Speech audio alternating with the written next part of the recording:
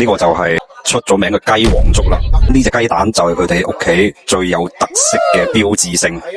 天氣凍凍地，坐喺出邊食呢碗粥真係正。係我鏡頭尾啊，係呢張台係歪啊。你話老字號真係冇辦法啦，就係食佢嘅出品。頂好冇啦，呢一期又係一期早餐嘅探店，帶大家去一間收埋響老城區幾十年嘅粥檔。Let's go！ 你哋話呢兩隻係咪好似白切雞同豉油雞咧？到報，呢間開咗幾十年嘅雞粥鋪啊！街坊小店啊，呢度全部都係老街坊過嚟食早餐噶。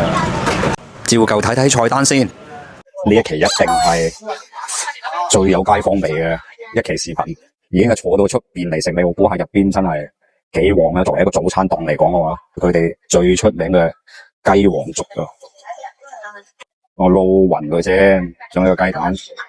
呢個就係19蚊嘅雞皇粥。雞皇粥入邊咧，大部分你睇下，仲有個雞，好多雞髀肉喺入邊啦。然之後咧，頭先我發完個蛋之後，攪勻咗之後咧，成個粥底咧係好綿密嘅。雞皇粥咧，作為一個早餐嘅選品咧，一啖落去，你成個胃暖粒粒嘅感覺。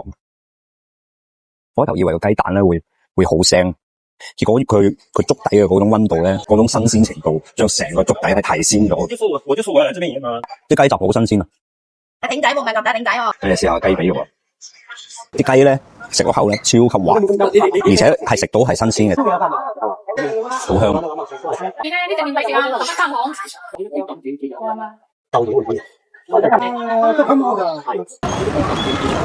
底咧就係嗰種廣東好傳統嘅粥底，基本上入邊係見唔到任何米粒嘅，但係咧佢粥咧食到下邊咧都係感覺到嗰種綿綿稠稠嗰種感覺，唔算係太水嘅，所以我比較中意呢種咁嘅粥。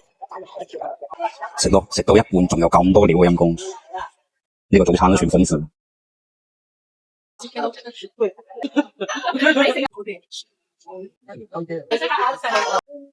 呢次真冇甩拖啦，下次再會。